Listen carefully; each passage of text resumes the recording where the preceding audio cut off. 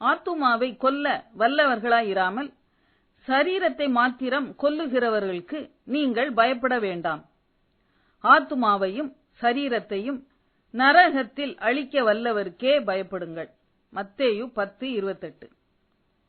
பயம் இது எவரையுமே விட்டு வைப்பதில்லை. ஏதாவது ஒரு பயத்திலேதான் நாம் வாழ்ந்து கொண்டிருக்கிறோம். மனுஷருக்கு பயப்படும் பயம் கண்ணியை வருவிக்கும். கர்த்தரை நம்புகிறவனோ உயர்ந்த அடைக்கலத்திலே வைக்கப்படுவான் என நீதிமொழிகள் 29:25 கூறுகிறது.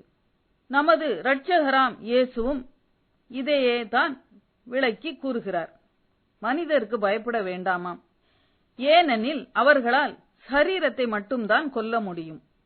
ஆத்துமாவையோ அவர்களால் ஒன்றுமே செய்ய முடியாது.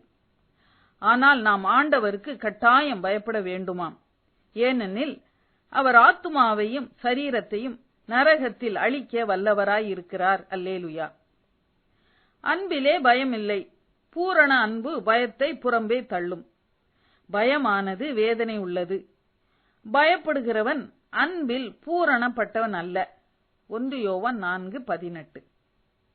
நமக்கு வேதனைகளை கொடுக்கிற பயத்தை எடுத்து போட மாற்று மருந்து தேவன் மேல் நாம் வைக்கும் அன்புதான் என இயேசுவின் மார்பில் சாய்ந்து அவர் அன்பில் ஊறிப்போன யோவான் சீஷன் சொல்லுகிறார்.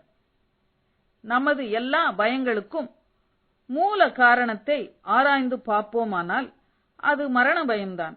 ஆகவேதான் மரணத்திற்கு அதிகாரியாகிய பிசாசானவனை தமது மரணத்தினாலே அழிக்கும்படிக்கும் ஜீவகாலமெல்லாம் மரண பயத்தினாலே அடிமைத்தனத்துக்கு உள்ளானவர்கள் யாவரையும் விடுதலை பண்ணும்படிக்கும் நம்மை போலவே இயேசு மாம்சத்தையும் இரத்தத்தையும் உடையவர் ஆனார். எபிரேயர் 2:14-15. சவுல் ராஜா, நான் கர்த்தருடைய கட்டளையையும் உம்முடைய வார்த்தைகளையும் மீறினதினாலே பாவம் செய்தேன். நான் ஜனங்களுக்கு பயந்து அவர்கள் சொல்லை கேட்டேன் என்று 1 சாமுவேல் 15:24 கூறுகிறார்.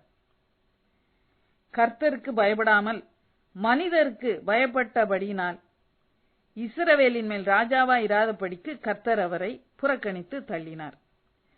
கர்த்தருக்கு பயந்து பாவத்தை விட்டோடிய யோசேப்பு முடிவில் கனப்படுத்தப்பட்டார், உயர்த்தப்பட்டார், ஆசீர்வதிக்கப்பட்டார்.